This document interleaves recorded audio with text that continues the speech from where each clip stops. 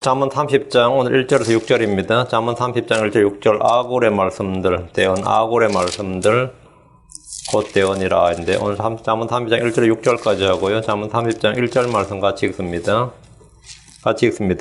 야악의 아들 아굴의 말씀들 곧 대언이라. 그 사람이 이디엘 곧 이디엘과 우갈에게 말하였느니라. 예. 아굴의 말씀들. 그러니까 이제 이건 솔로몬의 잠언이 아니고 아굴의 잠언이고요. 31장은 이제 르무엘의 어머니의 지의 말들, 르무엘의 왕의 말씀들. 그의 어머니가 그에게 가르친 대언이라. 그래 이제 잠언 뒤에 마지막 두 장은 솔로몬의 잠언이 아니다. 이렇게 아굴의 말씀들이고 이렇게 나오죠. 오늘 이제 두 장만 하면 이제 잠언은 끝나고요. 잠언 끝나면 바로 전도서 하겠습니다. 잠깐 기도하고 시작합시다. 위대하시고 거룩하신 주님 감사합니다. 이 아침에 주의 말씀을 듣기 위해 이 자리에 오겠습니다. 우리가 모두 다 하나님의 말씀 듣고 하나님 앞에 지금 있습니다. 주님께서 은혜의 말씀을 허락해 주시고 주의 영감을 전능자의 영감을 저희 속에 허락해 주셔서 지혜와 명철이 차고 넘치도록 인도해 주십시오. 이 아침에 은혜 받게 하시고 주의 신선한 기름으로 저희 속에 충만하게 넘치도록 기름 부어 주십시오. 주의 성기도합니다. 아멘. 아멘. 예.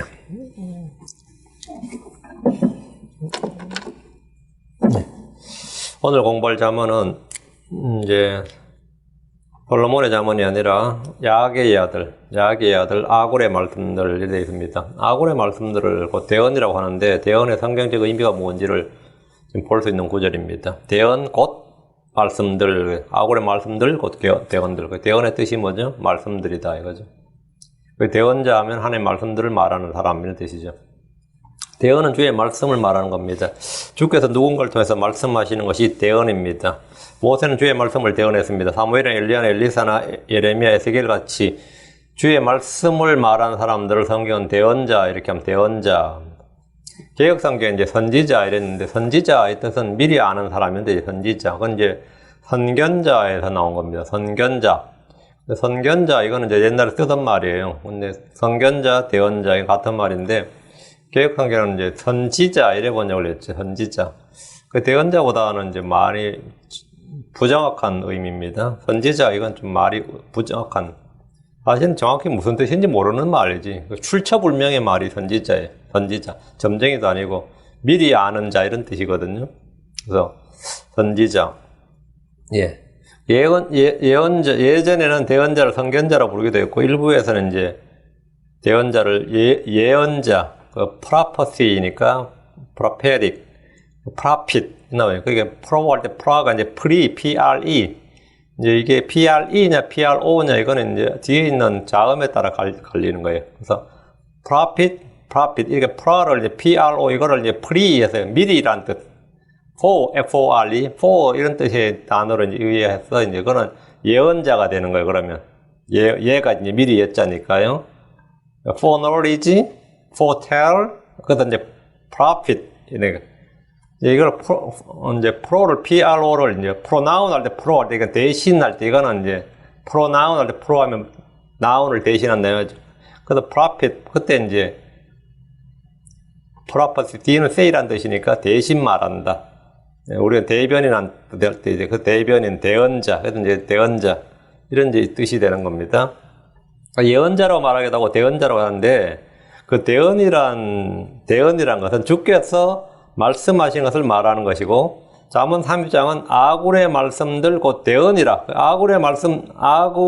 악의 아들 아굴의 말씀들인데 그럼 이건 아굴의 말이냐 하나님의 말이냐 이래 되니까 뒤에 밝혀놓은 거예요. 아굴의 말씀들인데 아굴이 자기 말한 게 아니라 하나님께 받은 말을 했다 해서 아굴의 말씀들 곧 대언이라 이렇게 의미를 이제 밝혀둔 거죠. 이 아굴의 말씀은 아굴이 그냥 자기가 생각하거나 깊이 깨닫거나 이렇게 해서 한 글이 아니라 말한 게 아니고 아굴이 주께 받은 말씀들 그래서 아굴의 말씀들 곧 대언이라 이렇게 정확히 이제 써준 거죠. 이 기록이. 이게 지금 아굴은 뭐죠? 하나님의 말씀을 받아 말한 대언자였다 이 말이에요. 대언자였단 말이죠. 예. 본문은 이제 야악의 아들 아굴이 되어 있는데 아굴이 누구냐? 누구는 누구예요? 그냥 야게의 아들 아굴이죠. 뭐 볼 거 없는 건데 일부 학자들 사이에서는 이제 아굴에 대해서 가상인물이다. 아굴은 실제 인물이 아니라 가상인물이라고 하는데 아무 근거 없는 추측입니다. 성경은 아굴이 가상인물이 아니니까 아굴의 아버지 야게가 나오고 야게의 아들 아굴이 나오고 그다음에 아굴이 이디엘과 우갈에게 말했다. 이디엘과 우갈에게 말했다고 기록하면서 모두 실존 인물이다. 모두 역사적 인물이라는 사실을 밝히고 있습니다. 자, 그럼 아굴의 자문을 공부해 봅시다. 1절 야게의 아들 아굴의 말씀 들고 대언이라 그 사람이 이디엘 곧 이디엘과 우갈에게 말하였느니라. 잠언 30장의 출처와 저자를 말하고 있습니다. 야게의 아들 아굴의 말씀 들고 대언입니다. 아굴은 다른 성경에 그 이름이 나오지 않기 때문에 정확히 누구인지 알 수 없지만 그가 야게의 아들이고 그가 누구에게 말했는지를 밝혀주고 있습니다. 아굴은 이디엘과 우갈에게 말했습니다.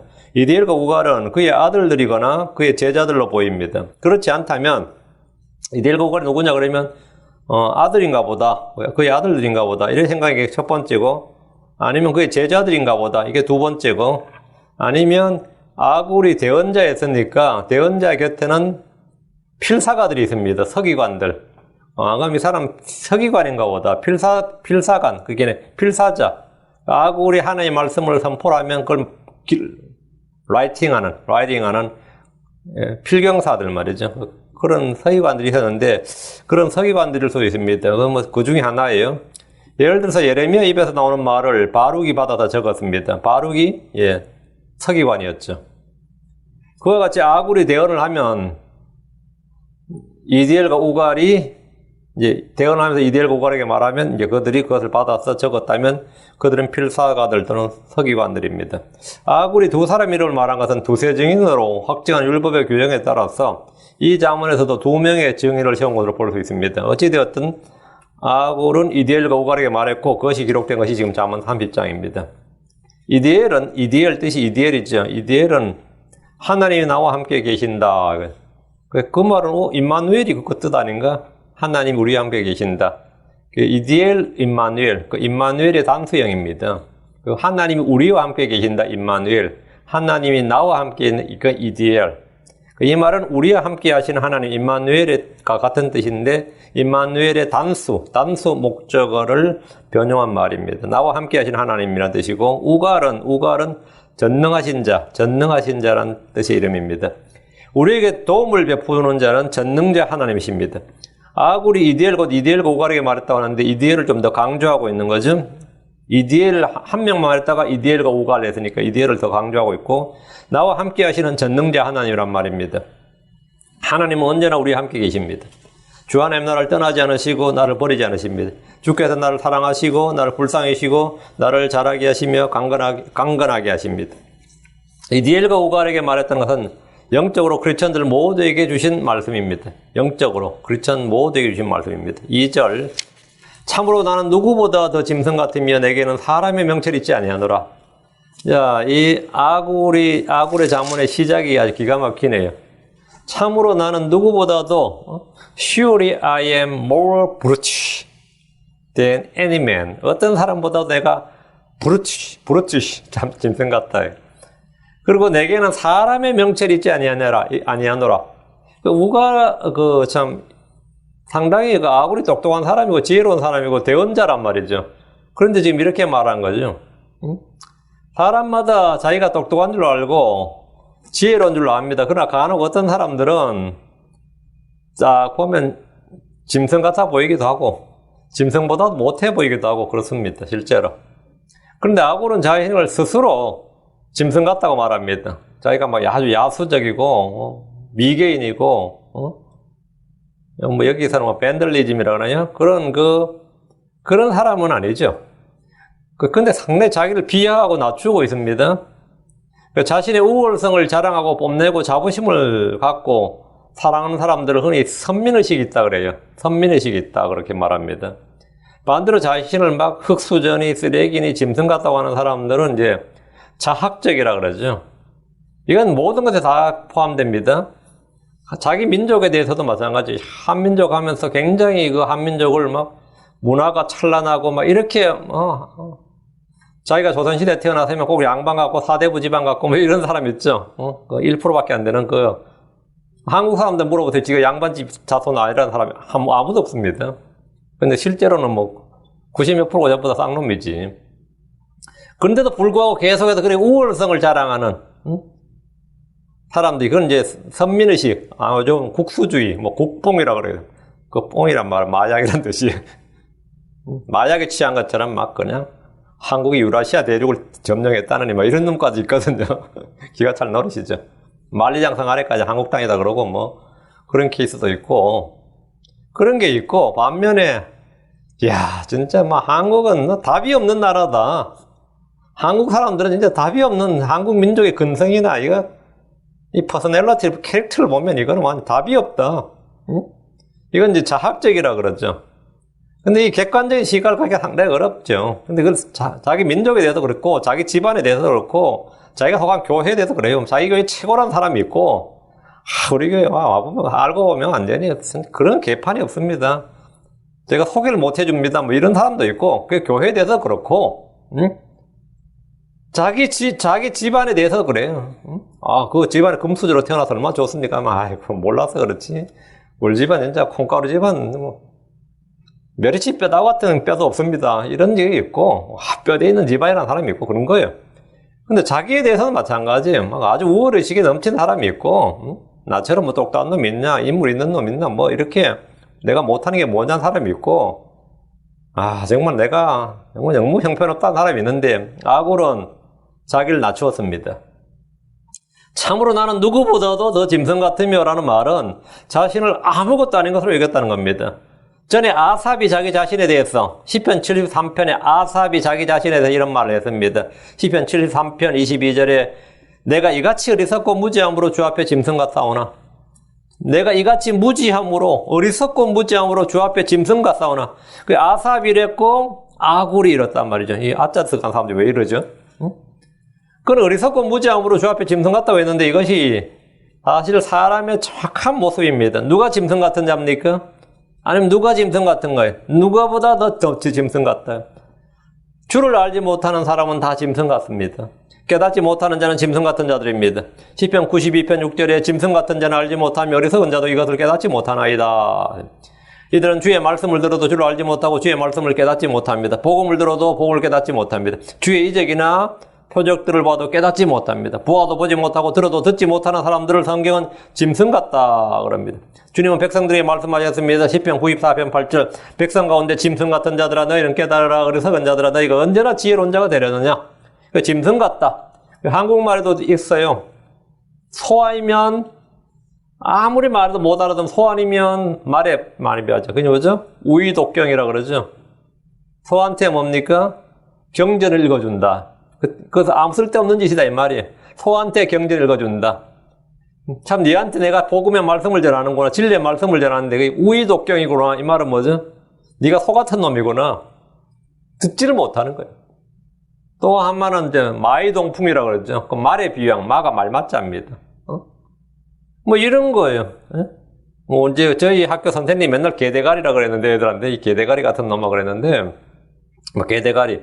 걔는 그렇게 머리 안 나쁩니다. 말도 사람 섭섭하지. 말도 IQ 높은 건 80까지 가고 친척들을 다 알아봅니다. 말도 사촌까지 알아본다잖아요. 말도.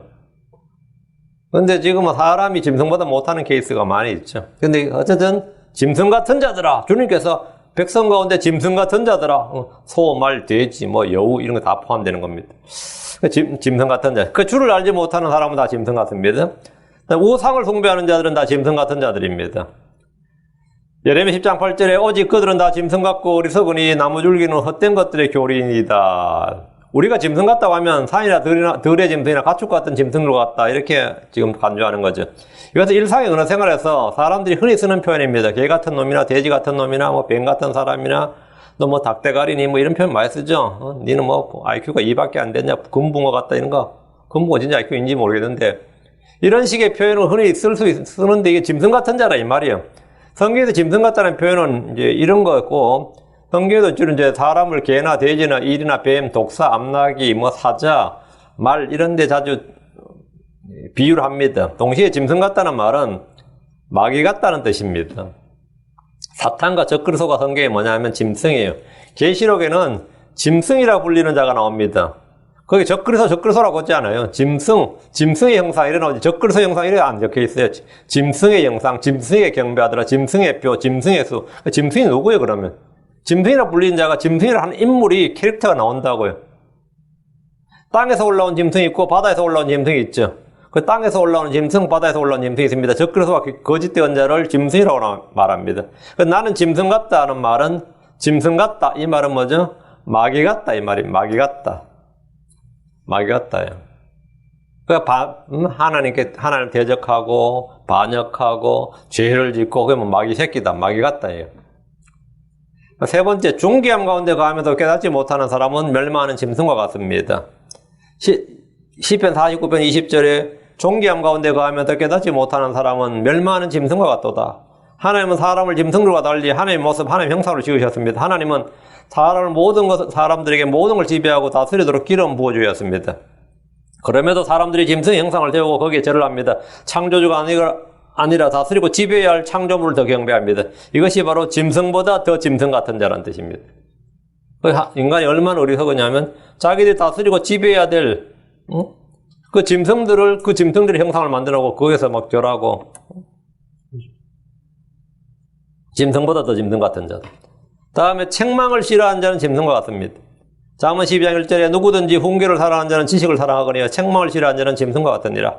성경에 짐승 같은 자다 있는데 지금 이 아굴이 자신을 참으로 나는 누구보다 더 짐승 같으며 내게는 사람의 명철이 있지 아니하노라.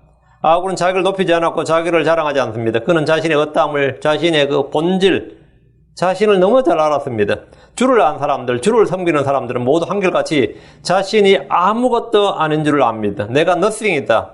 내가 아무것도 아니다. 이걸 안다고요. 아브라함은 주 앞에서 티끌과 재 같은 내가 감히 죽게 하려나이다. 자신을 티끌과 재 같은 나라, 짐승 같은 나보다 뭐 더하죠. 티끌과 재 같은 나라 그랬습니다. 주를 만난 욥은 자기를 혐오하면서 이렇게 말했습니다. 욥기 42장 6절에 그러므로 내가 내 자신을 몹시 싫어하고 티끌과 재 속에서 회개하나이다 하니라. 대언자 이사야는 주의 영광을 본 후에 내게 화가 있도다. 난 입술이 부정한 사람이요 입술이 부정한 백성 한가운데 가므로 망하게 되었나니 내 눈이 만군의 주를 보았도다. 주를 만난 사람들은 자신의 비참함과 더러움과 악함과 연약함, 쓸모없음을 보게 됩니다. 베드로는 주 예수를 뵙고 오 주여 내게서 떠나서도 나는 죄 많은 사람이니다 했습니다. 모세는 불타는 가시덤불에서 주님의 임재를 접해들 때 자기 얼굴을 숨기면서 두려워했습니다. 사도 요한은 주님을 배웠을 때 죽은 자같이 되었습니다. 내가 그분을 볼 때 그분의 발 앞에 쓰러져 죽은 자같이 되니. 다니엘 역시 그랬습니다. 사도 바울은 주를 만난 후에 자기 안에 곧 자기 육신 안에 아무 선한 것도 거하지 않는다고 했습니다. 그런 자기 자신에 대해서 오 나는 비참한 사람이로다. 이 사망의 몸에서 누가 나를 건져내랴. 주를 만난 사람들의 특징입니다. 아굴은 자신을 걸어 참으로 나는 누구보다도 더 짐승 같으며 내게는 사람의 명철이 있지 아니하노라 했는데 이것은 주 앞에서 본 자신의 모습, 주 앞에서 자신의 모습을 본 겁니다. 주를 아는 사람들은 자신을 알고 자기를 낮추게 됩니다.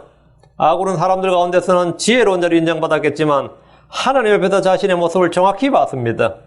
아굴이 참으로 나는 누구보다 더 짐승 같사오며 라고 했는데 이는 사람의 마음과 생각이 항상 악할 뿐이며 사람의 마음이 만물보다 더럽고 극도로 사악한 것임을 알았고 자기 역시 그들 가운데 한 명이라는 걸 잘 지금 말해주고 있는 겁니다. 내게는 사람의 명철이 있지 아니하노라 했는데 이 말은 악에서 떠나지 못하는 자신의 한계를 밝혀주고 있습니다. 내게는 사람의 명철이 있지 아니하노라 이게 뭐냐요? 명철이 뭡니까? 성경에서 말한 명철이 뭐예요? 악에서 떠나는 것이 명철입니다. 악에서 떠나는 것이 명철입니다. 욥기 28장 28절에 또 사람에게 이르시기를 보라 주를 두려워하는 것이 지혜요. 악에서 떠나는 것이 명철이니라. 악에서 떠나는 것이 명철이다 이거예요. 그 명철의 정확한 성경의 명철의 정확한 데피니션, 그 언더스탠딩이 뭐냐? 그 성경적 개념으로 세상 개념이 아니고 To depart from evil is understanding. To depart from evil. 악으로부터 떠나는 것이 is understanding. 그게 understanding이다. 내게는 사람의 명철이 있지 아니하노라 이 말은 뭐죠? 나는 지금 악을 떠나지 못하는구나 이거야. 내가 대언자고 주의 말씀을 받아 선포하지만 내 이 죄성이라는 것이 내 육신 안에 있는 죄의 권능, 죄의 성격, 죄를 사랑하는 것, 죄에 끌리는 것 이 죄의 기질, sinful nature가 있는데 이것이 나한테는 이 해결이 안 되는구나 이거예요. 해결 안 되죠. 죽기 전까지 해결 안 되지. 그러니까 내게는 사람의 명철이 있지 아니하노라 이런 거예요. 그 내게 명철이 없다는 말은 악에서 떠날 수 없는 육신의 몸, 죄의 몸, 사망의 몸에 관한 것입니다. 우리는 크리스천들로서 죄악된 생각과 상상과 말과 행위를 일삼을 때가 있습니다. 난 안 그래야 되는 줄 아는데, 안 그래야 되는 줄은 다 아는데 그런단 말이죠. 자백과 회개를 반복하면서 성령이 아닌 육신을 따릅니다. 주님이 아닌 세상을 따릅니다. 그리스도 아닌 자기 배를 섬깁니다. 새 사람을 입고 복음에 합당한 삶을 사는 것이 아니라 여전히 옛사람, 옛 행위의 행실을 합니다. 이럴 때 내게는 사람의 명철이 있지 아니하노라 하는 고백이 저절로 나옵니다. 욥기의 말은 욥기 28장 12절에 그러나 지혜는 어디서 찾을 것인가? 명철이 있는 곳은 어디인가? 욥기 28장 20절에 이러하거늘 지혜는 어디서 오는가? 명철이 있는 곳은 어디인가? 어디죠? 이거 어디서 오는지, 그게 있는 게 어디인지, 어디인가? 그거 모르면 안 되는데. 명철이 있는 곳이 어디입니까? 어디 있어요? 명철은 내 안에 있지 않습니다. 자문은 단순한 자에게 지혜와 명철을 주기에 기록된 책입니다. 그 명철이 어디에 있느냐? 주께서 지혜를 주시고 주의 입에서 지식과 명철이 나옵니다. 내 속에서 발생되는 게 아니단 말이죠. 자문 2장 6절에 이는 주께서 지혜를 주시며 그분의 입에서 지식과 명철이 나오기 때문이라. 명철이 어디서 오는지 그 답이 이 말씀에 있습니다. 주의 입에서 명철이 나옵니다. 주의 입, 즉 주의 말씀을 통해서 명철이 온다는 겁니다. 믿음이 말씀에서 오듯이 지혜와 명철도 주의 입에서 옵니다. 다음 전능자의 영감이 명철을 줍니다. 욥기 32장 8절에 그러나 사람 안에 영이 있고 전능자의 영감이 그들에게 명철을 주나니. 전능자의 영감, 하나님의 영감으로 주어진 것이 성경입니다. 모든 성경은 하나님의 영감으로 주어졌습니다. 다음 주의 말씀을 묵상할 때 그 말씀이 명철이 됩니다. 시편 49편 3절에 내 입이 지혜를 말하니 내 마음의 묵상이 명철이 되리로다. 주의 말씀을 흘려 듣거나 대충 읽지 말고 곰곰이 생각하고 묵상하십시오. 깊이 생각하는 것, 곰곰이 반복해서 깨달음이 올 때까지 생각하는 것이 뭐냐? 이게 묵상입니다. 사람은 묵상을 통해 명철을 얻습니다. 시편 119편 99절에 주의 증언들이 나의 묵상이 되므로 나의 모든 스승보다 내게 더 많은 명철이 있으며 습니다. 다음 주의 명령들을 행하는 자에게 좋은 명철이 있습니다. 시편 111편 10절 주를 두려워하는 것이 지혜의 시작이라 그분의 명령들을 행하는 모든 자에게는 좋은 명철이 있나니 그분을 찬양함이 영원토록 지속되려다 했습니다. 명철은 주의 것입니다. 잠언 8장 14절 계략과 건전한 지혜가 내 것이니 나는 명철이니라 내게 능력이 있으므로. 주 안에 명철이 있습니다. 그리스도 예수님 안에 지혜와 지식의 모든 부하가 감춰져 있습니다. 여섯째, 거룩한 것들을 아는 것이 명철입니다. 잠언 9장 10절에 주를 두려워하는 것이 지혜의 시작이요 거룩한 것들을 아는 것이 명철이니. 주의 말씀은 거룩한 말씀입니다. 주의 명령은 거룩한 명령입니다. 성령은 거룩한 영입니다. 성도들은 거룩한 형제입니다. 거룩한 것들을 아는 것이 명철이니라. 그게 명철이다. 일곱째, 믿음을 통해 명철을 얻습니다. 명철 우리말로 깨달음이라고 합니다. 믿음을 통해 우리는 세상들이 하나님의 말씀으로 지어진 줄을 깨닫나니. 믿음을 통해 우리는 깨닫나니. 믿음을 통해 깨닫는 것, 그것이 바로 성경이 말하는 명철입니다. 믿지 않으면 아무것도 깨닫지 못합니다. 믿음을 통해 우리가 깨닫는 것, 그것이 명철입니다. 근데 지금 아굴이 고민하는 거 뭐죠? 내게 사람의 명철이 있지 아니하니라 할 때 이 명철은 본문만 이 7가지, 이게 자기한테 지금 없다는 거예요. 다시 3절로 갑니다. 잠언 3장 3절. 네. 나는 지혜도 배우지 못하였고 내게는 거룩한 것들에 대한 지식도 있지 아니하노라. 나는 뭐라고요? 지혜를 배우지 못했다. 내게는 거룩한 것들에 대한 지식도 있지 아니하노라. 아굴은 자신에 대해서 난 지혜도 배우지 못하였다고 했습니다.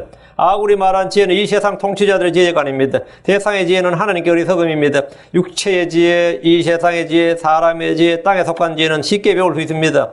그러나 하나님의 지혜나 성령의 지혜, 말씀의 지혜, 위로부터 난 지혜는 사람들에게 배울 수 없습니다. 솔로몬은 이 지혜에 대해 말하기를 지혜는 루비보다 귀하니 내가 바랄 수 있는 모든 것과 비교될 수 없도다. 지혜를 최상의 가치로 둔 겁니다. 지혜는 그것을 붙잡는 자들에게 생명나무요 그것을 간직하는 자에게 다 행복합니다. 지혜는 으뜸 같은 것이니 그러므로 지혜를 얻으라고 했습니다. 신약에서는 사랑이 최고의 가치 으뜸 가는 것으로 기록되어 있고 잠언은 지혜가 으뜸 가는 것이라고 말합니다. 잠언 8장 11절 지혜는 루비보다 좋으며 사람이 원하는 모든 것이 그것과 비교될 수 없느니라. 이런 지혜는 위로부터 내려오는 것입니다. 야고보는 이 지혜에 대해 이렇게 말합니다.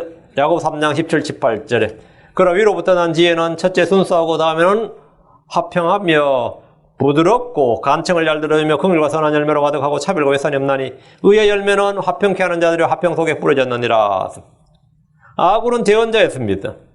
주의 말씀을 말한 대언자였던 그가 나는 지혜도 배우지 못했다 그럽니다. 이게 뭔 말입니까? 여기서 말하는 지혜는 예수 그리스도입니다. 예수 그리스도는 하나님의 지혜입니다. 구약의 대언자들은 그리스도의 영을 받아 부지런히 탐구했지만 복음의 진리에 대해서 배우지 못했습니다. 그들은 그리스도의 고난과 그 뒤에 있을 영광을 미리 증언을 받았지만 그 영께서 무엇을 혹은 어느 때를 표적으로 보여주는지 탐구했지만 이 진리는 사도 바울을 통해서 정확히 계시되었습니다. 바울 사도가 성도들에게 선포한 지혜를 보십시오. 고린도전서 2장 6절 7절 그러나 우리가 완전한 자들 가운데서 지혜를 말하거니와 그것은 이 세상의 지혜가 아니요 또 아무 쓸모없게 될 이 세상 통치자들의 지혜도 아니니라. 자, 우리가 지혜를 선포하는데 이 지혜는 뭐냐? 이 세상 지혜가 아니다 이 말이. 사도 바울이 말한 이 지혜는 이 세상의 지혜가 아니라 신비 속에 있는 하나님의 지혜에 감추어진 지혜였습니다. 고린도서 2장 7절 다만 우리는 신비 속에 있는 하나님의 지혜 곧 감추어진 지혜를 말하노니 이 지혜는 하나님께서 우리의 영광을 위하여 세상이 생기기 전에 미리 정한 것이니라. 이것이 바로 복음의 신비, 교회의 신비, 믿음의 신비 이런 건데 이런 것들에 대해서는 아굴도 나는 배우지 못했다. 거기에 대해서 어느 정도 계시와 조명이 있었는데 그건 몰랐죠. 구약의 대언자는 다 몰랐어요. 응? 그래서 탐구는 했지만 나는 지혜도 배우지 못했다. 지혜이신 예수 그리스도예요. 지혜이신 예수 그리스도를 배우지 못했대. 그거는 왜 세대가 다르니까. 사도 바울이 말한 지혜는 아굴이 배우지 못했다는 그 지혜는 십자가에 못 박이신 예수 그리스도입니다. 고린도전서 1장 23절 24절 우린 십자가에 못 박이신 그리스도를 선포하노니 그분은 유대인들에게는 걸려 넘어지게 한 것이요 그리스인들에게는 어리석은 것이로되. 자, 우리는 십자가에 못 박힌 그리스도를 선포한다 그랬어요. 십자가에 못 박힌 그리스도는 하나님의 지혜입니다. 예수님께서 하나님의 지혜입니다. 복음이 하나님의 지혜입니다. 그래서 고린도전서 1장 24절 부르심을 받은 자들에게는 유대인에게나 그리스인에게나 그리스도는 하나님의 권능이시요 하나님의 지혜이시니라. 자, 그리스도는 뭐라고요? 하나님의 권능이요 하나님의 지혜이시니라. 십자가에 못 박힌 그리스도는 하나님의 지혜다 이거예요.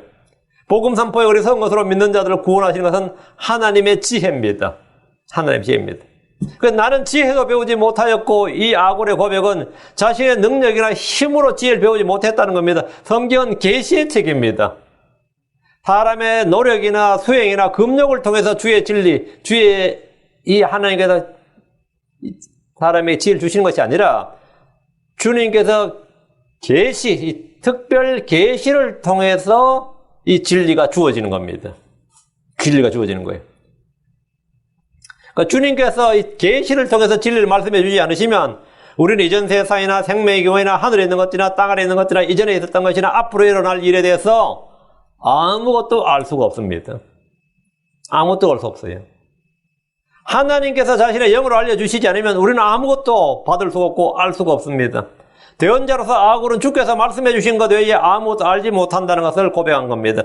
자신이 알고 말하는 것, 깨달은 것은 자신의 지혜가 아니라 하나님 주신 것일 뿐임을 고백한 겁니다. 아굴은 자신이 사람들에게 지혜자로 존경을 받고 높임을 받는 것을 단호히 거절하고 자신은 아무것도 아님을 나는 지혜도 배우지 못하였고 내게는 거룩한 것들에 대한 지식도 있지 아니하노라. 이 말로 지금 간략하게 사람들이 자신을 높이거나 칭찬하거나 이렇게 하지 못할 외모를 취하지 않도록 딱 한 거죠. 이건 자기를 부인한 겁니다. 예. 거룩한 것들에 대한 지식을 한 단어로 뭐라 하냐 명철이라 그럽니다. 아굴은 침례 요한처럼 나는 아니요 이러면서 자기를 부정한 겁니다. 그게 바로 지금 2절 3절이 그 아굴은 대언의 말씀하는데 내가 받은 지혜 내가 배운 어떤 걸 지금 말하는 게 아니다 이거예요. 내가 말하는 건 뭐라고 지금 말하는 건 나는 짐승 같은 자고 누구보다 더 짐승 같고 사람의 명철도 있지 않고 지혜도 배우지 못했고 거룩한 것들에 대한 지식도 없는데 그럼 왜 말하냐 이거예요. 내가 말한 건 뭐라고 그러면 그 다음부터 4절부터 나오는 건 뭐라고요? 하나님의 말씀이다 이거예요. 이건 하나님의 말씀이다 이거예요. 내가 똑똑하고 지혜롭고 깨달은 게 있어가지고 내가 뭔가를 깨달은 게 있어가지고 지금 말하는 게 아니다. 이건 내 말이 아니다. 이 말이죠. 지금 그 이야기를 하는 거예요. 4절입니다. 누가 하늘에 오르셨느냐? 혹은 내려가셨느냐? 누가 바람을 자기 주먹 안에 모으셨느냐? 누가 물을 옷에 싸셨느냐? 누가 땅의 끝을 세우셨느냐? 내가 말할 수 있거든. 그분의 이름은 무엇이며 그분의 아들의 이름은 무엇이냐? 그 야굴도 뭔가 지금 받은 건 있는데, 그죠? 예. 누가 하늘에 오르셨습니까? 혹은 누가 내려가셨습니까? 크리스천들에게 이 질문은 뭐 너무 쉽습니다. 크리스천들에게 이 질문은 너무 쉬워요. 그분이 예수로께서 그분이 하늘에 오르셨습니다. 그분이 땅으로 내려오셨고 자신의 몸으로 우리의 죄와 불법과 저주를 담당하신 제 지옥으로 내려가셨습니다. 누가 하늘에 오르셨느냐? 예수님입니다. 혹은 누가 땅 아래로 내려가셨느냐? 예수 그리스도입니다. 주께서 하늘에서 내려온 자 곧 하늘에 있는 사람의 아들 외에는 아무도 하늘에 올라가지 아니하였느니라. 요한복음 3장 13절에 보면 하늘에서 내려온 자 곧 하늘에 있는 사람의 아들 외에는 아무도 하늘에 올라가지 아니하였느니라 이렇게 되어 있죠. 이 말씀대로 주 예수님께서 하늘에 오르셨습니다. 그런데 어떤 사람이 이 구절을 읽으면서 그럼 에녹이나 엘리야는 하늘에 못 올라갔느냐? 죽었던 모세도 하늘에 오른 것이 아니냐? 이렇게 반문합니다. 사도 바울이나 사도 요한도 하늘에 올라갔습니다. 그런데 성경은 주 예수님 한 분에는 아무도 하늘에 올라가지 않았다 이래 됐죠. 하늘에 올랐다 이게 ascend란 말은 누군가를 통해서 들림받는 것이나 끌려 올라가는 것을 말하지 않습니다. 그냥 자신이 자신의 힘으로 자신의 의지로 자신이 원하는 대로 하늘에 올라가는 것, 그게 뭐죠? ascend예요. 예수님 한 분 외에는 아무도 자기 힘으로 자기 원하는 대로 자기 마음대로 하늘에 올라간 사람이 없다 이 말입니다. 그럼 엘리야가 올라간 거는 코트업이죠. 그건 엘리야는 올라간 게 아니고 코트업, 끌려 올라간 거죠. 에녹도 마찬가지로 끌려 올라간 겁니다. 크리스천들이 휴거도 끌려 올라가는 겁니다. 아무도 사람 어센드 못해요. 이건 굉장히 쉬운 용법입니다. 이거 제가 좀 자주 질문 들었고 또 어떤 일부 크리스천들에서는 성경은 오류가 없다 이러면서 하늘에 있는 사람의 아들 외에는 아무도 하늘에 올라가지 아니하였느니까 엘리야도 못 올라갔고 에녹도 못 올라갔다 이거예요. 엘리야가 하늘에 못 올라갔으면 그 여리고의 사람들이 엘리사한테는 그렇게 놀리지 않겠죠. 대머리 올라가라 이런 게 올라갔으니까 그런 말이 나오는 거지. 옮겨졌다고요. 그런데 제가 이런 거를 인터넷에서 꽤 많이 봤어요. 나름 뭐 자기 딴을 한다고. 또 어떤 사람들은 음부에 갔다 그러고, 또 어떤 사람 낙원에 갔다 그러고, 하늘에 올라간 게 아니라 그러고. 그럼 낙원이 어디 있는데? 뭐 이런 목사들도 이런 사람 꽤 많이 있어요. 뭔 말인지 하나도 몰라. 올랐다는 단어를 모르는 거죠. 자, 그럼 한번 물어보면 예를 들어서 사람은 하늘을 날 수 있습니까? 지금까지 하늘을 난 사람은 아무도 없습니다. 아무도 날 수도 없고 하늘을 난 사람은 한 명도 없어요. 날 수 있는 사람도 없습니다. 그런데 어떤 사람은 그러죠. 열풍선이나 행글라이더 하는 비행기를 이용해서 하늘을 날 수 있습니다. 그것은 사람이 하늘을 난 것이 아닙니다. 그건 사람이 하늘을 난 것이 아니에요. 내가 행글라이더나 풍선을 타고 하늘을 날았다면 그건 사람이 하늘을 날았다 그런 게 아니에요. 사람이 뭐뭐를 타고 하늘을 난 건 맞는데 사람이 하늘을 난 게 아니라고요. 사람이 물속에서 몇백 미터를 잠수함 타면 갈 수 있죠. 배 타면 가지. 그건 사람이 무리를 걸었다나 무리를 갔다 그러지는 않죠. 그건 말이 안 되는 거지. 그런 말은 안 돼요. 예수님은 무리를 마음대로 걸을 수 있죠. 땅 마음대로 가실 수 있고 올라갈 수 있고 다지. 예수님 한 분에는 그런 분이 없는데, 예. 주께서 불말과 불병과 회오리 바람으로 엘리야를 불러 올리셨습니다. 그것은 엘리야가 산을 오르듯이 하늘 오른 것이 아니라 끌려 올라간 겁니다. 성도들의 휴거도 우리가 하늘에 오른 것이 아니라 성령의 건너로 하늘에 끌려 올라가는 겁니다. 그럼 누가 하늘에 오르셨느냐 혹은 내려가셨느냐 이 놀라운 질문을 했는데 구약 성경은 구약 성도들은 이 질문에 답을 하지 못합니다. 그러나 신약의 크리스천들은 이 답을 모르는 사람이 없습니다. 에베소 4장 9절 10절에 이제 그분께서 올라가셨은즉 그것은 곧 그분께서 먼저 땅에서 더 낮은 부분으로 내려간 것이 아니면 무엇이냐. 내려가신 그분께서 또한 모든 하늘들보다 훨씬 위로 올라가신 바로 그분이시니 이것은 그분께서 모든 것을 충만하게 하려 하심이니라. 그분께서 올라가셔서인저 그분께서 더 낮은 땅에 더 낮은 곳으로 내려가신 것이 아니냐. 그건 뭐 딱 답이 나와 있잖아요. 신약에서 답이 딱 나와, 이 에베소 4장 9절 10절에 답이 딱 나와 있단 말이죠. 또 로마서 10장 6절 7절도 이게 나오죠. 믿음에서 나는 의인이 같이 말하되 내 마음속에 이르기를 누가 하늘로 올라가겠느냐 하지 말라 하나니 이것은 그리스도를 위해서부터 모셔 내리는 것이요 혹은 누가 기쁨 속으로 내려가겠느냐 하지 말라 하나니 이것은 그리스도를 다시 죽은 자들로부터 모셔 올리려는 것이니라. 여기서 보면 뭐죠? 올라가신 분 내려가신 분이 다 나오죠. 예수 그리스도란 말이죠. 주 예수님이 하늘에 오르셨고 주 예수님이 지옥으로 내려가셨습니다. 다시 4절입니다. 누가 바람을 자기 주먹 안에 모으셨느냐? 누가 물을 옷에 싸셨느냐? 누가 땅의 모든 것을 굳게 세우셨느냐?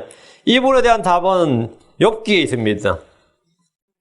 욥기 38장부터 40장에 주님께서 친히 욥에게 답변을 요구하시면서 이런 질문을 쏟아내셨는데 질문 속에 다 답이 있습니다. 누가 이 질문에 대한 답은 주 하나님 자신입니다. 누가 바람을 자기 주먹 안에 모으셨습니까? 주 하나님이십니다. 누가 물을 옷에 사셨느냐? 주 하나님입니다. 누가 땅의 모든 것을 굳게 세우셨느냐? 주 하나님입니다. 누가 치수를 지었느냐? 주 하나님입니다. 하나님 욥에게 계속해서 누가 하였느냐 했는데 욥 네가 했느냐 이거예요. 아니죠. 누가 했습니까? 하나님이 했다 이거예요. 모두 주 하나님께서 친히 하셨던 일들에 대해서 말씀하셨습니다. 주께서 땅에 기초를 놓으셨습니다. 주께서 빛이 어느 길로 갈라져서 동풍이 땅에 흩어지게 했는지 천둥이 나게 하고 천둥의 번개가 다닐 길을 갈라놓았는지 광야에서 비를 내리고 항폐하고 피폐한 땅 흡족하게 하고 채소에 싹이 나게 하고 짐승들에게 먹을 것을 주고 비와 이슬과 얼음과 하늘의 흰 서리를 생기게 하셨습니다. 욥기 38장 4절에 10절이 아굴이 말한 이 질문에 대한 주의 답변입니다. 주께서 바람을 만드셨습니다. 주께서 물을 옷에 사셨습니다. 주께서 땅의 끝들을 굳게 붙드셨습니다. 자, 다시 4절. 내가 말할 수 있거든. 그분의 이름이 무엇이며 그분의 아들의 이름은 무엇이냐? 그분의 이름은 주 하나님이십니다. 주가 그분의 이름입니다. 주가 그분의 이름이에요. 출애굽기 15장 3절에 주께서는 전사시니 주가 그분의 이름이로다. 만군의 주가 그분의 이름이니라. 이 말씀은 성경에 계속 반복됩니다. 예레미야 50장 34절에 그들의 구속자는 강하니 만군의 주가 그 이름이니라. 주가 그 이름이니라. 구약의 이스라엘은 주의 이름이 I am that I am 이것으로 알았습니다. 그럼 그분의 아들의 이름이 뭡니까? 자, I am 그게 주의 이름이고, 자, 그럼 그분의 아들의 이름이 뭐냐? 주 예수 그리스도입니다. 마태복음 1장 21절에 그녀가 아들을 낳으리니 너는 그의 이름을 예수라 하라. 이는 그가 자기 백성을 그들의 죄들에서 구원할 것이기 때문이라 하니라. 너는 그의 이름을 예수라 하라. 예수로는 하나님이 낳으신 아들입니다. 하나님이 친히 지어주신 이름입니다. 시편 2편 7절에 내가 칙령을 밝히 보이리라. 주께서 내게 이르시되 너는 내 아들이라. 이날 내가 너를 낳았도다. 하나님이 낳으신 아들, only begotten son, 하나님 낳았단 말이죠. 주 하나님께서 한 아들을 낳으셨습니다. 요한복음 1장 18절 어느 때나 아무도 하늘을 보지 못하였으되 아버지 품속에 계신 독생자께서 그분을 밝히 드러내셨느니라. 하나님은 자신의 독생자를 이 땅에 사람의 모습 종의 형체로 보내셨습니다. 그분은 말씀이 육신이 되셨습니다. 하나님께서 육체 안에 나타나셨습니다. 그분의 이름이 무엇인 줄 우리는 압니다. 그분의 아들의 이름이 무엇인지도 우리는 압니다. 하나님께서 자신의 아들, 독생자를 세상에 주셨습니다. 그 아들의 이름, 그분의 이름, 아들의 이름, 하나님의 아들의 이름을 통해서 우리가 그분의 이름을 통해서 다 구원받습니다. 우리가 그 이름을 압니다. 그 이름이 누굽니까? 요한복음 3장 16절 하나님께서 세상을 이처럼 사랑하사 자신의 독생자를 주셨으니 이것은 누구든지 그를 믿는 자는 멸망하지 않고 영존한 생명을 얻게 하려 하심이니라. 하나님께서 자신의 아들 예수 그리스도를 보내심으로 각 사람이 자기의 불로 엎드려서 돌아서게 하셨습니다. 하나님께서 충만한 때가 이르매 자신의 아들을 보내사 여자에게 나게 하시고 율법 아래 있게 하신 것은 율법 아래 있는 자들을 구속하시고 또 우리가 아들로 입양되게 하려 하심입니다. 하나님께서 자신의 독생자를 세상에 보내사 우리가 그분을 통해 살게 하였습니다.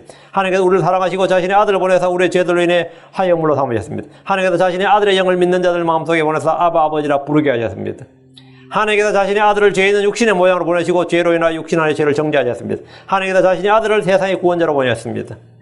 요한일서 4장 14절에 아버지께서 아들을 세상의 구원자로 보내신 것을 우리가 보았고 또 증언하노니 했습니다. 이는 그분을 통해 모든 사람이 구원을 받고 영원한 생명을 얻게 하기 위해서입니다. 그분을 통해 죄의 사면이 선포되었습니다. 그분을 통해 하나님과 화해와 화평을 이루고 가깝게 되었습니다. 그분의 아들의 이름, 바로 이 이름이 무엇입니까? 예, 주 예수 그리스도입니다. 주 예수 그리스도입니다. 하나님께서 예수님에 대해서 증언하셨습니다. 베드로후서 1장 17절 이 사람은 내 사랑하는 아들이라 이 사람은 내 사랑하는 아들이라 내가 그를 매우 기뻐하노라 하실 때 그분께서 하나님 아버지로부터 존귀와 영광을 받으셨느니라. 예수님께서 그리스도심을 부인한 자는 거짓말한 자입니다. 아버지 아들을 부인한 자가 적그리스도입니다. 요한일서 2장 22절에 예수님께서 그리스도심을 부인한 자가 아니면 누가 거짓말한 자냐? 아버지 아들을 부인한 자가 적그리스도이니라. 누구든지 아들을 부인한 자에게는 아버지가 없습니다. 유대교나 무슬림이나 여호와의 증인이나 몰몬교와 히교 등에서는 다 하나님을 믿고 예수를 믿는다고 말하지만 그들은 거짓말하는 자고 적그리스도입니다. 성경 분명히 말합니다. 요한일서 2장 3절 누구든지 아들을 부인한 자에게는 아버지가 없되 아들을 인정한 자에게는 아버지도 있느니라. 아들을 인정한다. 그 예수 그리스도가 하나님이 낳으신 아들, 하나님께서 내가 이 날 너를 낳았노라 하는 그 아들임을 인정하는 자에게가 아버지도 있느니라. 아버지께서 아들을 세상의 구원자로 보내셨습니다. 아버지와 아들이 둘 다 있어야 됩니다. 아굴은 그분의 아들의 이름에 대해 물었지만 구약에서는 그 이름이 계시되지 않았습니다. 예수라는 이름은 천사를 통해서 주께서 친히 주신 이름입니다. 5절입니다. 하나님의 모든 말씀은 순수하며 그분은 자신을 신뢰한 자들에게 방패가 되시느니라. 하나님의 모든 말씀은 순수하며 every word of God is pure. 하나님의 모든 말씀은 순수하다. 순수하다는 것은 부패나 오염이 되지 않는 말씀. 사람이나 세상에 또 막이나 그 누구에 의해서 더럽게 되거나 corrupt, 부패하거나 polluted, 오염이 되지 않았다 이 말이에요. 순수한 말씀은 100% 완전하게 하나님의 말씀이다. 하나님의 말씀은 하나님의 영감으로 주어진 것이고 영감으로 주어진 말씀이 지금 보존됐다. 한 단어 한 글자라도 사람들이 마음대로 빼거나 더하거나 바꿀 수가 없습니다. 하나님의 모든 말씀은 순수하다는 것은 이 말씀이 사람이 듣고 읽고 생각하고 말할 때 이 말씀으로 인해 인간의 생각이나 상상의 악함이나 더러움을 유발하지 않는다는 겁니다. 어떤 사람들은 영화나 소설이나 연극이나 TV나 게임이나 오락물 등에 쉽게 마음이 더럽혀집니다. 악한 생각이나 상상이 일어납니다. 악한 영화 그런 거 보면 헐리우드 영화들은 다 마찬가지죠. 요즘처럼 이렇게 이 코비드 때문에 이 코로나 때문에 집에 있는 사람들 막 영화관에 못 가는 대신에 뭐 넷플릭스는 아주 뭐 잘 팔리죠. 아마존 영화, 아마존 프라임이나 뭐 넷플릭스나 유튜브나 뭐 이것도 시청률이 엄청나게 올라가요. 너무 많이 올라가서 화질을 용량이 너무 많이 쓴다고 정부에서 데이터 이걸 좀 낮추라고 했다고.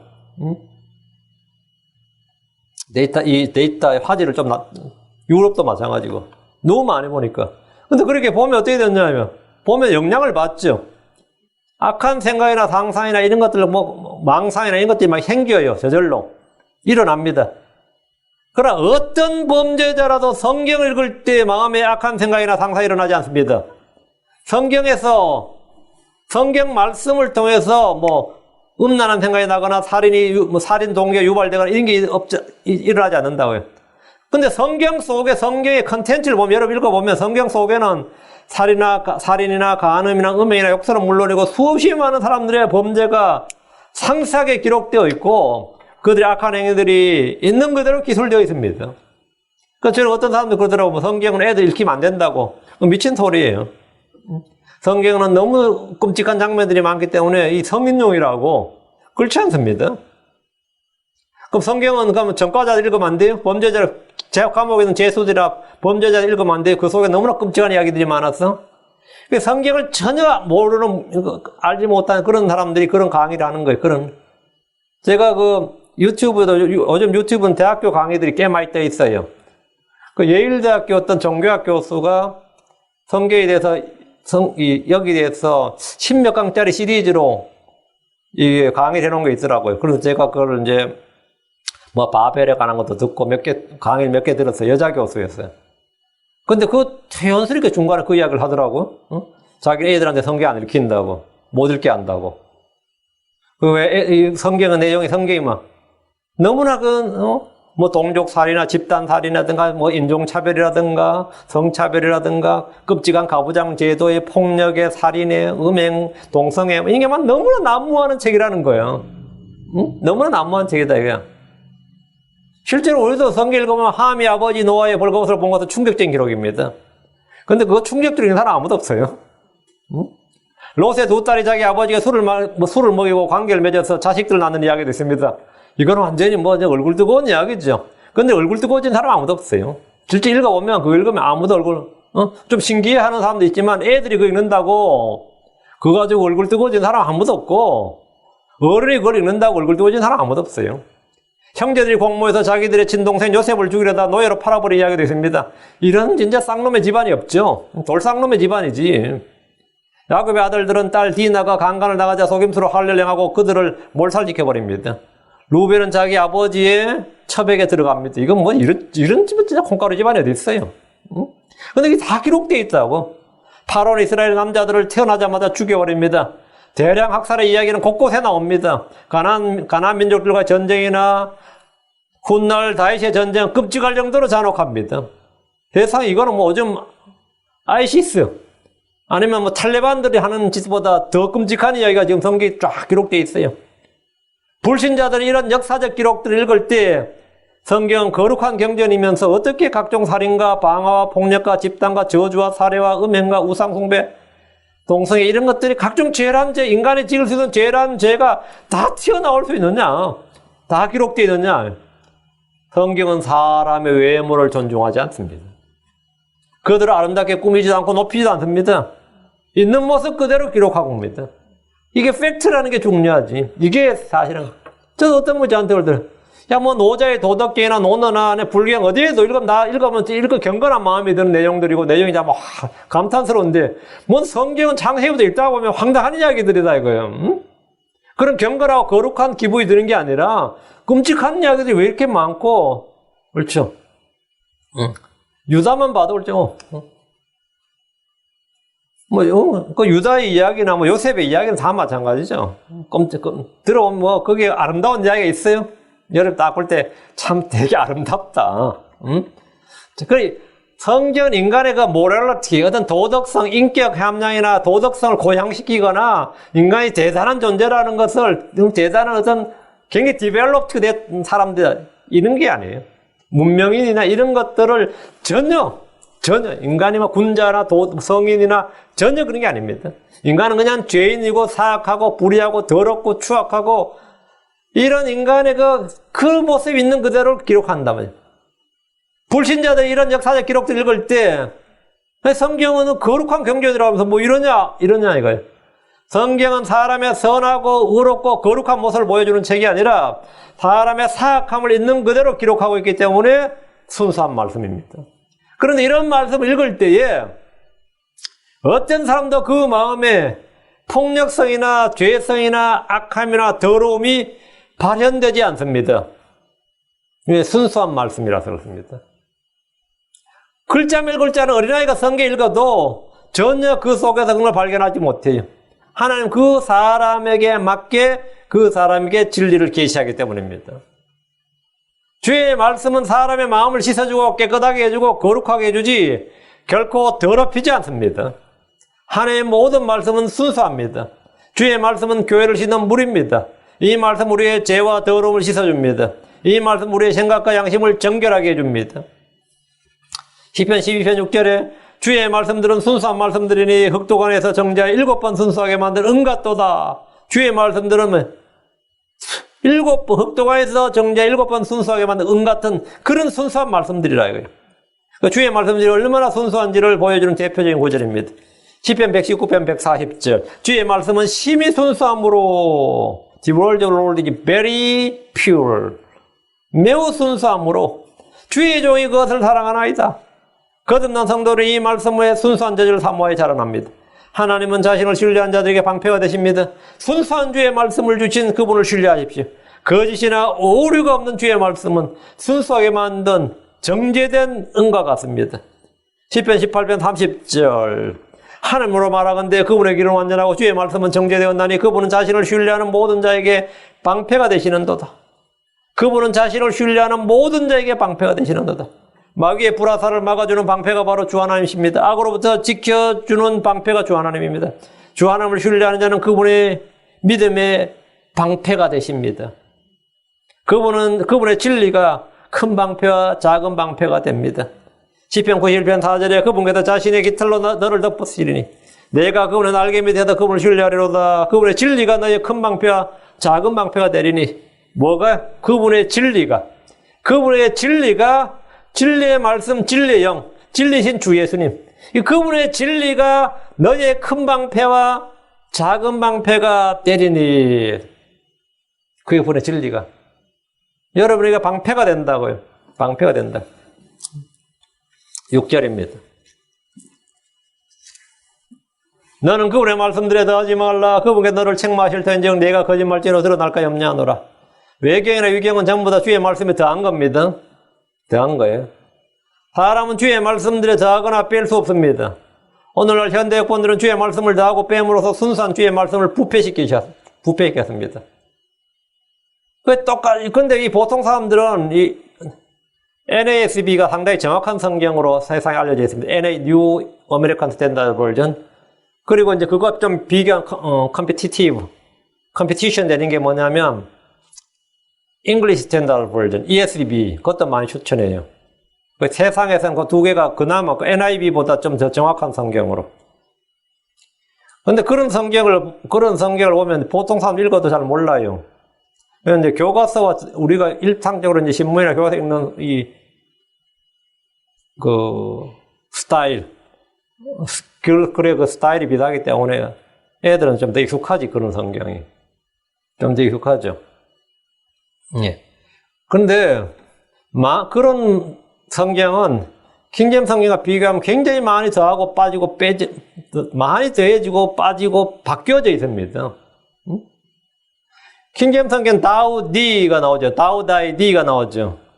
NIV나 모든 현대학본은 다우 다이 D가 없습니다. U예요. 그러면 주님께서 니고데모에게 말했다면 I said unto thee, he must be born again 이렇게 말해요. Thou must be born again이 아니고 I said unto thee, verily, verily, I said unto thee. 근데 진실로 내가 너에게 말하니 he must be born again. 근데 그걸 ESV로 보면 그게 정확히 표현될 수 없습니다. I said to you, you must be born again. 그럼 you가 누구예요? 내가 너에게 말하니 너는 거듭난다. 뒤에 you가 뭐죠? 니고데모가 된다고. 근데 주님은 니고데모에게 말하면서 뭐랬다고? 너희는 거듭나야 된다. 모든 사람은 거듭나야 된다. 이렇게 말했다고요. 그 다우하고 이건 구분 안 하면 뭐가 되죠? 그 진리가 그냥 완전히 파괴되는 거예요. 그러니까 주님께서 사람들이 거듭나야 된다 말한 게 아니라 니고데모에게 네가 너무 유다이즘에 빠져있지 말고 거듭나야 된다. 생각을 레노베이션 해야 되고 생각을 리폼 해야 되고 생각을 오픈 마인드 해야 된다. 이런 식으로밖에 해석이 안 되는 거죠. 주님께서 뱀에게도 마찬가지죠. 처음에 에덴의 뱀이 뭡니까? 하나님께서 너에게 다우디가 이게 핵심입니다. 근데 이 뉴 버전들에서는 다우디가 구분 안 했으니까. 근데 이건 뭐냐? 비블리컬 랭귀지예요. 그걸 구분 안 하면 그건 큰일 나는 거죠. 그건 구분 안 하면 큰일 나는 겁니다. 주님이 나에게 말씀하신 건지, 우리에게 말씀하신 건지, 너희에게 말씀하신 건지, 이게 구분이 안 간다고요. 그래서 이 글자를 바꾸면 현대어로 바꾼다. 이건 말이 안 되는 겁니다. 성경적 의의와 그대로 둬야 되죠. 한 단어도 바꾸지 말라고요. 너는 그분의 말씀들에 더하지 말라. 이 명령은 신명기 4장 2절에 율법에 명시되어 있습니다. 신명기 4장 2절 너희는 내가 너에게 명령하는 말에 더하거나 거기에서 빼지 말고 내가 너에게 명령한 주 너희 하나님의 명령들을 지키라. 신명기 12장 32절에 내가 너에게 명령하는 모든 말을 지켜 행하고 너는 거기에 더하거나 거기에서 빼지 말지니라. 더하거나 빼지 말라. 주께서는 주의 말씀들은 자신의 이름보다 더 크게 하셨습니다. 사람은 그 누구도 주의 말씀 주께서 행하시는 일에 더하거나 뺄 수 없습니다. add not, 더하지 말라고. subtract not, 빼지 말라요. diminish, 감하지 말라. diminish not, 빼지 말라. 사람은 그 누구도 더하거나 뺄 수 없습니다. 전도 3장 14절에 내가 알거니와 무엇이든지 하나님께서 행하시는 것은 영원하니라. 그것에 무엇을 더하거나 그것에 무엇을 뺄 수 없나니 하나님께서 그것을 행하시는 것은 사람들이 자신 앞에 두려워하게 하려 하심이니라. 그것에 무엇을 더하거나 그것에서 무엇을 뺄 수가 없나니 했습니다. 예레미야 26장 2절에도 주가 이같이 말하노라. 주의 집들에 서서 주의 집에서 경배하려고 하는 유다의 모든 도시들에게 내가 내게 명령하여 그들에게 말하라고 한 모든 말을 하되 말하되 한마디도 감하지 말라. 한마디도 감하지 말라. 빼지 말라고요. 우리 이런 말씀을 통해서 킹제임스 성경의 영감과 더불어 보존에 대해서 확실해야 됩니다. 계시록 22장 18절 내가 이 책에 내 은혜의 말씀들을 듣는 모든 사람에게 증언하노니 만일 어떤 사람이 이것들에 더하면 하나님께서 이 책에 기록된 재앙들을 그에게 더하실 것이요. 더한다. 더하지 말라고요. 하나님의 말씀을 더하거나 빼거나 바꾸는 일은 명백히 금지된 일이고 주의 재앙과 저주를 받는 일입니다. 여기에 대해서 두려움을 가져야. 이제 아굴이 지금 하는 말이에요. 이건 아굴이 대언자니까 아굴의 대언이단 말이에요. 이건 뭐 배워서, 사람들이 배워서 하는 말이 아니고 주의 말씀이다, 이거예요. 이거 대언의 말씀이다, 이거예요. 만일 어떤 사람이 이 대언의 책의 말씀들을 빼면 하나님께서 생명책과 거룩한 도시, 이 책에 기록된 것들로부터 그의 부분을 빼시리라. 하나님의 말씀을 더하거나 빼거나 바꾸지 말라, 이거예요. 그것은 저주를 받는 일이다, 이거예요. 근데 이 더하거나 빠진 성경을 읽는 사람들, 그걸 사용하는 사람 어떻게 된 거예요, 그러면? 이거 정말 황당한 이야기죠. 이게 정말 교회의 진정한 위기예요. 교회의 위기라는 게 다른 게 아닙니다. 하나의 말씀을 더하거나 빠진 것에 대해서 별 감이 없습니다. 그게 대한 그 성경 자체에 대한 감이 없으니까 설교에 대해서도 뭐가 없는 거죠? 아니, 목사들이 설교에 대해서 정확히 하건 안 하건 성도들이 별 감이 별로 없습니다. 거기에 대해 별 감이 없어요. 그냥 목사님들 이렇게 다 말하나 보다, 이런 거지. 성경 자체에 감이 없는데, 뭐, 성경 가지고 해석하고, 성경 가지고 설교하는 사람들이 뭐, 마음대로 하는 것에 대해서 뭐, 감이 있을 리가 뭐가 있어요. 여러분, 지금 이 교회에 앉아서 제 설교를 들으면 그냥 그런데 몰라도, 여러분, 만약 이 킹제임스 성경을 펴가지고, 다른 교회 가서, 다른 교회나 뭐, 여러분, 인터넷 뭐, 유튜브에 나오는 성경을 같이 펴서 읽으면 아마 충격을 받을 겁니다. 너무 성경이 틀렸어. 근데 뭐, 충격 안 받을 것 같아요. 뭐, 성경 인용을 거의 안 하니까.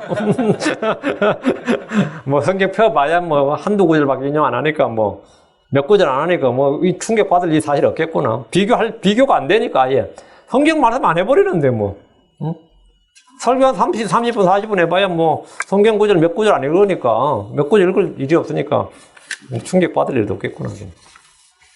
근데 진짜 뭐 예를 들어 그나마 어쩌다 이제 목사님들 위해서 강해 설교한다는 그런 분이 있거든요. 그런 분들은 강해 설교에 성경 구절 안 읽을 수 없지. 그런 분들 할 때 이 킹제임스 성경편은 성경이 완전히 다르구나 하는 거를 그냥 알 수 있어요. 이건 같은 성경이 아니구나. 그 몇 시간만 들어버리면 그냥 이거는 뭐 도저히 이거 듣고 있으면 안 된다는 걸 알게 돼요. 근데 그냥 여러분이 이제 그동안 오랫동안 장로교회 다녔거나 아니면 다른 교회 다녔다가 사람들이 익숙해서 그냥 성경 안 피고 그냥 들으면 차이를 들으면서 하나도 모릅니다. 저 같은 사람 정도 되면 이제 들으면서 또 소리하고 있는데 이러면서 듣겠지만 보통 여러분이 들으면 여러분이 하면 하도 그게 익숙해 있어가지고 전혀 이상함이 안 느껴져. 올해 고향에 온데 포근해. 여러분이 유명 목사도 있잖아요. 뭐, 그 유튜브 유명 목사를 들을 때, 성경이 많이 틀리네, 많이 잘못 인용하고 계시네, 그런 생각이 막 들어요? 아니면 전혀 그런 게 안 들어요? 전혀 안 들 거야. 제가 볼 땐 우리 교회 다니는 사람들도 별로 그런 게 안 들 겁니다. 왜? 수십 년을 열려 거기서 들어왔기 때문에. 성경을 펴서 한 구절 한 구절 비교해보면 이거는 완전히 다른 이야기다, 이거. 이게 지금 저건 완전히 성경, 하나님의 말씀 아니다, 이거예요. 하나님의 말씀 아니에요. 전혀 아니에요. 여러분이 이 하나님의 말씀을 더하거나 빼지 말라. 이제 지금 아굴의 말씀들 대언입니다. 아굴이 주께 받아서 지금 우리에게 전하는 말씀드리고 대언이다. 계속 다음 시간에 계속해서 하겠습니다. 잠언 3장 31장이 아주 잠언에서 깊이 있는 내용들입니다. 기도합시다. 위대하게 거룩한 주 하나님 감사합니다. 하나님께서 도우셔서 오늘 하나님의 말씀을 선포했습니다. 선포한 모든 말씀들이 성도들 마음 가운데 잘 전달되게 하시고 또 믿음과 잘 결합하도록 하시며 또 아버지 하나님, 저희가 아굴이 받은 말씀들 저희가 동일하게 받고 그것들도 잘 간직하고 그것들도 동일하게 성도들에게 증언하고 선포를 해 주시옵소서. 전하인 주 하나님, 전능자 영감이 저에게 명치를 준다고 하셨사오니 저희가 이 말씀을 묵상하고 주께서 주시는 그 영감, 주님의 그 영이 저희 속에서 지혜와 명철이 차고 넘치도록 풍성하게 해주시길 원합니다. 감사드리며 주의 성기도합니다. 아멘.